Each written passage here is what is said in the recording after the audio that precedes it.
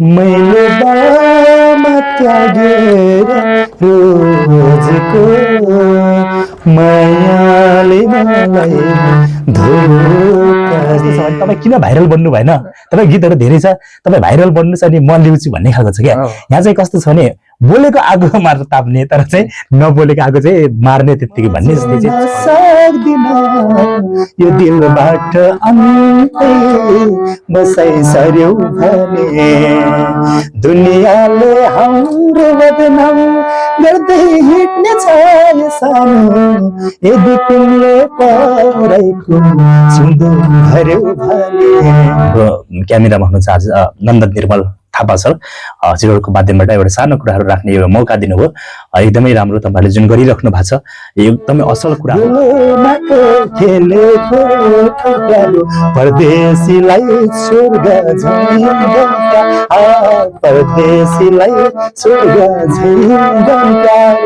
निकै गाह्रो छ यो चित्रमा लाग्ने। हुन त अब मान्छेहरू अहिले चाहिँ लोकप्रियता भन्दा पनि भाइरलको पछि दौडिरहेको छ हैन। नमस्कार अनि हार्दिक स्वागत छ। तपाईँ यतिखेर देश तथा विदेशबाट प्रत्यक्ष रूपमा हामीलाई हेरिराख्नु भएको छ। यतिखेर हामीलाई विभिन्न मिडियाबाट तपाईँले हेरिराख्नु भएको छ। नमस्कार, मेरो नाम चाहिँ तिलक घरती मगर। यतिखेर हामी एकजना यस्तो प्रतिभाशाली व्यक्ति तपाईँको माझमा चाहिँ लिएर आएका छौँ, जहाँ कि 1 दर्जन भन्दा बढी गीत गाइसकेर यहाँसम्म आउनुभएका हाम्रा एकजना गायकजीलाई चाहिँ आज हामी तपाईँको माझमा लिएर आएका छौँ र यहाँको आज हाम्रो परिचयबाटै सुरु गरौँ न। हस्, धन्यवाद तिलकजी। साथै विभिन्न मिडिया हेरेर बस्नुभएका यहाँ सबैलाई हार्दिक स्वागत साथै अभिवादन। म दीपक पुन। म चाहिँ मेरो स्पेसली रूपमा सबै कुराहरू बताउँदाखेरि मेरो घर चाहिँ रोल्पाको सुनिल स्मृति गाउँपालिका खुङ्री 2 खल्सी भन्ने ठाउँ हो र म अहिले घोडाईमा रेडियो भरोसा एफएम 104.9 मेगाहर्जको स्टेसन म्यानेजरको रूपमा काम गरिरहेको छु। यो गीत सङ्गीत क्षेत्रमा करिब 16-17 वर्ष भइसकेछ जस्तो लाग्छ मलाई। 2066-67बाट त्यति बेला क्यासेटको जमाना थियो। त्यति बेला क्यासेटको जमानादेखि नै म आएको। पहिलोचोटि जब क्यासेट गरेँ त्यति बेला भर्खर मेमोरी सिस्टम आउन थालेको थियो। त्यही भएर चाहिँ अलिअलि ओजेल हुँदै गयो। हुन त गीतहरू धेरै छन् तर पनि अर्को कुरा चाहिँ मिडियाहरू पनि पाउनुपर्छ। जसरी ढुङ्गालाई माटोको भर भने जस्तै एकअर्का बीच सहयोग सद्भाव एकअर्का बीच परिपूरक हुनुपर्छ। अहिले चाहिँ कस्तो छ भने विभिन्न ठाउँहरूमा चाहिँ धेरै ठाउँहरूमा अब चर्चित व्यक्ति बन्नको लागि मिडियाले नै जोडिरहेको छ हैन। अब र ठेकदारहरू यहाँ त कस्तो छ भने तपाईँ किन भाइरल बन्नु भएन? तपाईँ गीतहरू धेरै छ, तपाईँ भाइरल बन्नु छ अनि म ल्याउँछु भन्ने खालको छ क्या। यहाँ चाहिँ कस्तो छ भने बोलेको आगो मात्र ताप्ने तर चाहिँ नबोलेको आगो चाहिँ मार्ने त्यत्तिकै भन्ने जस्तै चाहिँ छ क्या। अस्ति केही दिन अगाडि भयो, त्यो कुरा चाहिँ नगरौँ त्यस्तो भयो होइन। अनि तपाईँ चाहिँ अहिले धेरै नै गीत गाइसक्नु भयो तपाईँ होइन? हजुर। तपाईँ चाहिँ गीत सङ्गीतमा चाहिँ कसरी आइपुग्नु भयो यहाँसम्म तपाईँ? म गीत सङ्गीत क्षेत्रमा चाहिँ म सानो छँदाखेरि म अलि पहाडमा हुर्केको मान्छे होइन। म रेडियोहरू सुन्थेँ त्यति बेला, सायद मध्यपश्चिम भित्रमा पनि दाङ जिल्लामा रेडियो स्वर्गद्वारी मात्र सुनिन्थ्यो। हामी गोठालो जाँदाखेरि एउटा सानो रेडियो लगेर एफएम सुन्थ्यौँ वनमा गोठालो जाँदाखेरि। अनि त्यसपछि यति राम्रो लाग्थ्यो कि लोक कार्यक्रम होइन, जस्तै स्वर्गद्वारी एफएमबाट लोक सुशेली कार्यक्रम प्रकाश प्रिय कुसुमाले चलाउनुहुन्थ्यो। हामी एकदम सानो थियौँ त्यति बेला। अनि त्यो कार्यक्रम सुन्थ्यौँ अनि त्यसपछि मजाले चिठी लेख्दै पठाउँथ्यो। अनि त्यति बेला गीतहरू सुन्न एकदम आनन्द आउँथ्यो, मजा आउँथ्यो। त्यो बेला चाहिँ एकदमै रमाइलो थियो होइन? अनि त्यसपछि कतिपय दाइहरूले चाहिँ मेलापा जाँदाखेरि टेपहरू वाकम्यानहरू लग्नुहुन्थ्यो। अनि त्यो क्यासेट सुन्दाखेरि अनि विमल डाँगी सरिता डाँगीहरूले गाएको गीत, भगवान भण्डारी, थुप्रै कलाकारहरू, अनि लक्ष्मी नेउपाने, विभा कुमारी, दुर्गा दिदी अनि शर्मिला दिदीहरूले गाएको गीतहरू सुन्थ्यौँ। दिदी घरती लगाए थुप्रै। अनि रामचन्द्र काफ्लेहरू होइन। म फेरि सबै खालको गीतहरू सुन्थेँ। म चाहिँ ट्याक्कै कतिपयलाई कस्तो हुन्छ भने गीतहरू चाहिँ कसैलाई लोक मात्र कसैलाई आधुनिक मात्र मनपर्छ, तर म चाहिँ सबै खालको गीतहरू सुन्नुपर्छ, सबै खालको गाउनुपर्छ सकेसम्म भन्ने लाग्छ, तर चाहिँ हुँदैन भने जस्तो। ठिक छ, त्यसो भए आज तपाईँलाई एकदम मनपर्ने, तपाईँले मनदेखि चाहेर जो एकदम गीत हुन्छ नि, जुन एउटा गीत तपाईँले अहिले दर्शकले हेरिराख्नु भएको छ उहाँहरूको लागि चाहिँ एउटा गीत सुनाइदिनु अहिले। हुन्छ, ठिक छ। मैले आफै एउटा रचना गरेको जुन 2079मा मैले विवाह गरेको श्रीमतीको डेट भयो। जब म लोक स्टार अडिसनमा चाहिँ गएको थिएँ त्यति बेला चाहिँ उनी मृत्यु पश्चात मैले एउटा रचना गरेको एउटा गीत छ। म आफैले लेखेको, शब्द सङ्गीत मेरो नै हो। त्यो गीत चाहिँ गाउँछु। हस्, आधुनिक टाइपको छ। मृत्युले तिमीलाई उठाए पनि भौतिक शरीरलाई छुटाए पनि मनको पीडाले हाँस्दैछु जसो तसो यहाँ बस्दैछु म मेरी माया तिम्रै यादमा तपसी बस्दैछु म। यो गीत चाहिँ रचना गरेको थिएँ। एकदम राम्रो, एकदम मेरो मनै छोयो, तपाईँको पनि यतिखेर मनै छोयो होला होइन। तपाईँ अहिले गीत सङ्गीतमा आउँदै गर्दा तपाईँले अहिलेसम्म चाहिँ कति जति गीत गाउनुभयो अहिले? मैले गीत गाएको अनि शब्द सङ्गीत गरेको लगायत सबै यस्तै यस्तै गर्दाखेरि लगभग 25-26 भन्दा बढी चाहिँ भइसक्यो होला। 25-26 भन्दा धेरै गीत गाइसक्नुभयो? हजुर। तपाईँले 1 दर्जन भन्दा पनि बढी गीत गाइसक्दाखेरि तपाईँको गीत सङ्गीतमा लाग्दाखेरि कतिको बाधाहरू आइपुग्यो होइन? अनि तपाईँ कसरी यहाँसम्म आउनुभयो? यसो केही पनि हाम्रो दर्शकले हेरिराख्नु भएको छ, उहाँले बताइदिनु। अवश्य पनि धेरै राम्रो प्रश्न गर्नुभयो तिलकजी। म यो चित्रमा चाहिँ लाग्ने क्रममा मैले भने जब म क्यासेट निकालेको थिएँ, हुन त म 17-18 वर्षको हो त्यति बेला चाहिँ क्यासेट निकालियो, भर्खर मेमोरी सिस्टम आउन थालेको थियो, भनेको जस्तो पनि भएन। अनि पछि चाहिँ अरू गीतहरू पनि गरियो मेमोरी सिस्टम आएपछि। अनि त्यसपछि मेला महोत्सव हल्का हल्का लाग्न थालेको थियो त्यति बेला। टिकापुन मैले भाउजू भन्छु उहाँलाई, उहाँको लालु पाते फुलसिना रुख मात्र भन्ने गीत गाउने क्रममा त्यति बेला भर्खर आएको बेला महोत्सवमा पहिलोचोटि मैले हार्मोनियम बजाएको थिएँ।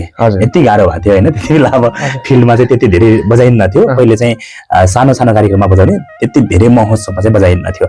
पछि त्यस्तै गर्दै पछि कोरोना आयो, के कारणले चाहिँ पछि त्यति बेला युट्युब पनि थिएन होइन। त्यसपछि ब्याक भयो। अब पहिले भन्ने भने मैले गाएका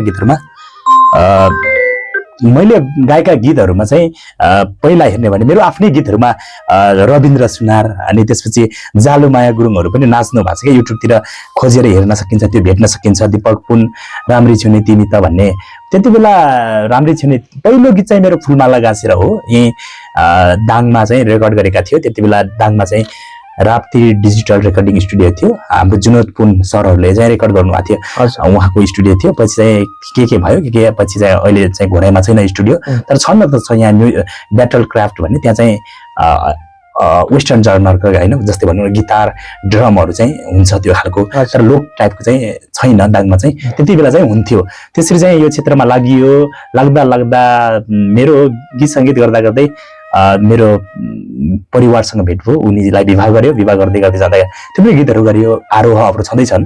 फेरि उनको मृत्यु भयो, मृत्यु भएपछि उनको सम्झनामा बनाइएको गीत हो अगाडि गएको, त्यो शब्दहरू धेरै छन् एकदम गहिरिएर सुन्ने भने। अनि त्यस्तै हुँदाखेरि फेरि अहिले चाहिँ अर्को विवाह गरियो। अब समय र परिस्थितिले चाहिँ मान्छेलाई यस्तो बनाउँदो रहेछ कि होइन। अब भनिन्छ नि कति बेला कसको के हुने हो, यो जिन्दगी कुनै टुङ्गो छैन, कुनै भरोसा छैन होइन। त्यही भएर चाहिँ यस्तै हो तिलक चाहिँ, यस्तै। फेरि हामी यो कुरालाई फेरि पनि जोडौँला र अहिले फेरि दर्शकले हेरिराख्नु भएको छ, फेरि अर्को दिपक पुनको गीत चाहिँ अर्को पनि एउटा सुन्न पाए हुन्थ्यो कि भन्ने दर्शक लागिरहेको होला होइन। एउटा गीत फेरि सुनाउन हामी। मैले आजभन्दा धेरै पहिला चाहिँ मेरो उनी बित्ती गएको श्रीमतीसँग गाएको गीत छ, त्यो गीत चाहिँ म गाउँछु। एकदमै चलेको, धेरैले मन पराउनु भएको गीत हो त्यो।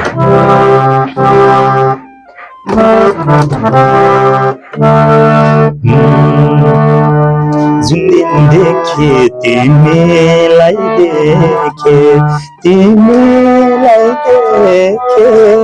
त्यही दिनदेखि मुटुमा नाम लेखे म जिउन सक्दिन यो दिलबाट अन्तै बसाइसर्यो भने दुनियाँले हाम्रो बदनाम गर्दै हिँड्ने छ यो सानो यदि तिमीले पराइको सुन्दर भर्यो भने।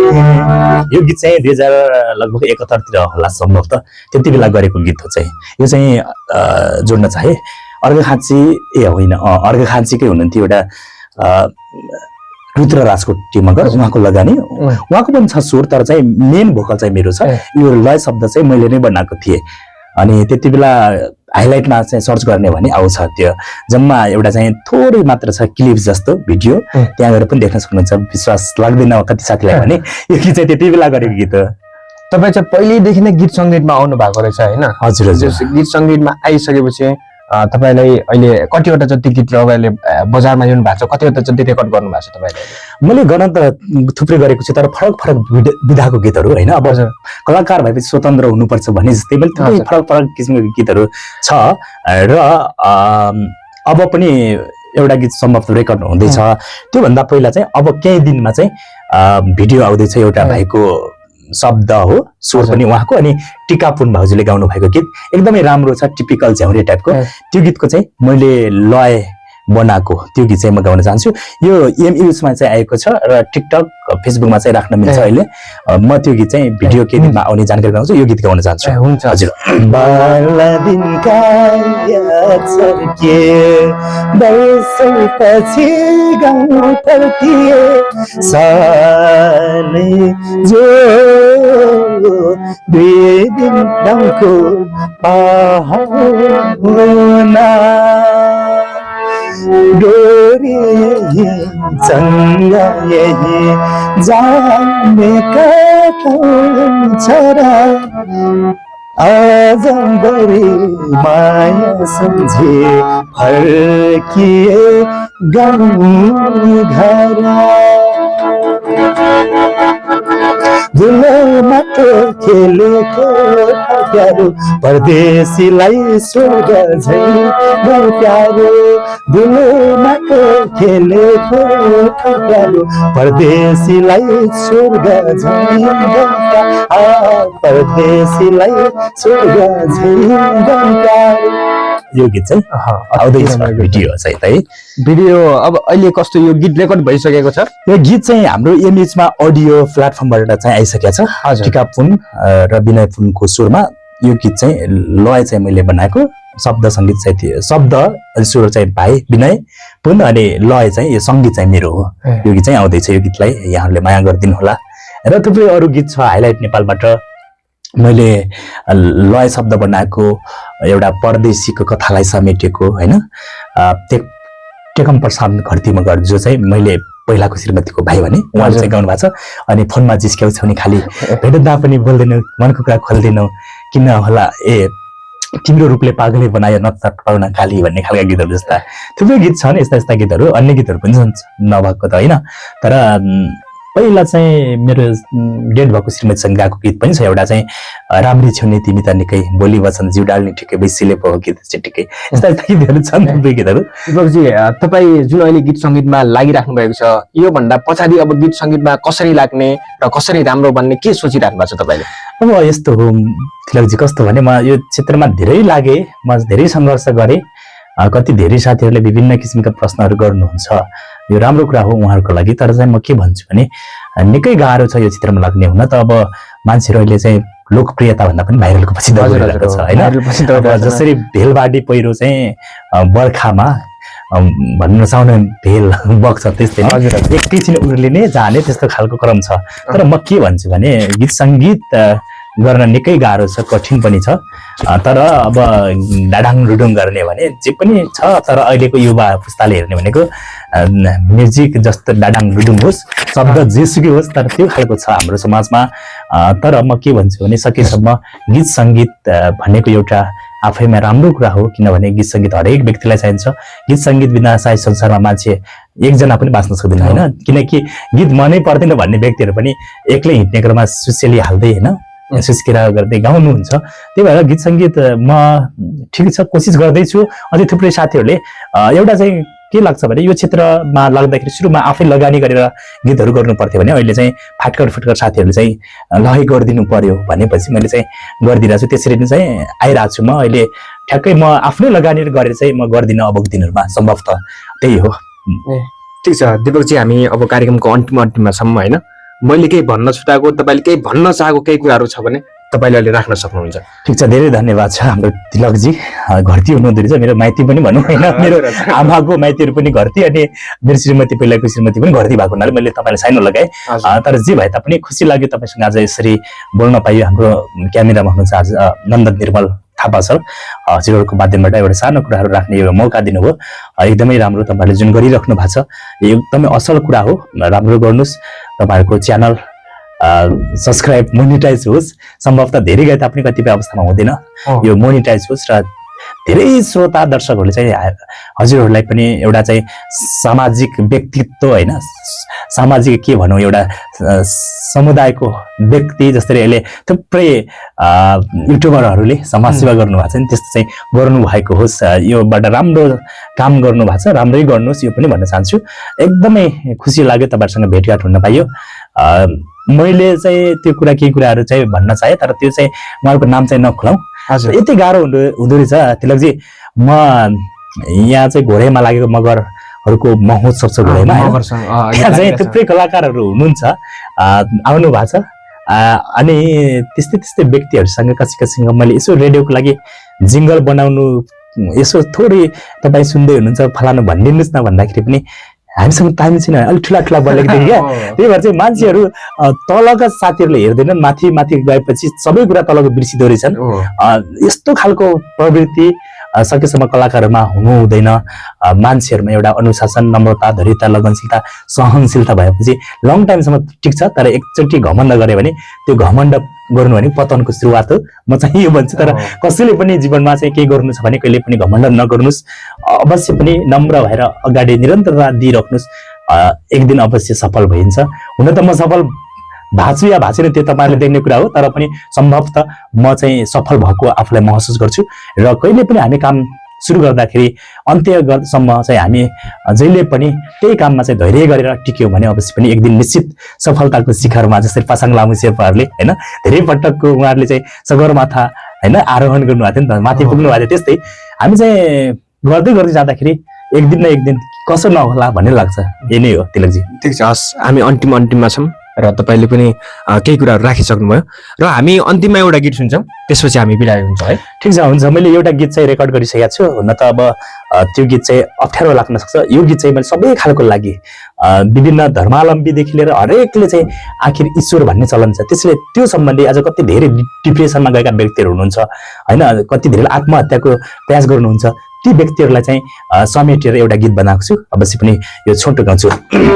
पीडा नभएर नाटक गर्दै हुरुनी गर्छ र यहाँ, जिन्दगी सोचे जस्तो कसलाई पो हुने गर्छ र यहाँ। पीडा नभएर नाटक गर्दै हुरुनी गर्छ र यहाँ, जिन्दगी सोचे जस्तो कसलाई पो हुने गर्छ र यहाँ।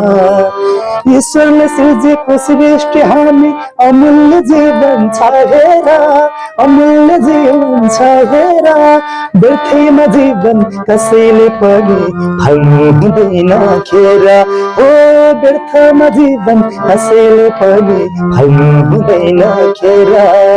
अमूल्य छ यो जीवन ईश्वरको उपहार, बहुमूल्य छ यो जीवन ईश्वरको उपहार, बहुमूल्य छ यो जीवन ईश्वरको उपहार। यो चाहिँ मैले बनाएको रेकर्ड भइसकेको छ।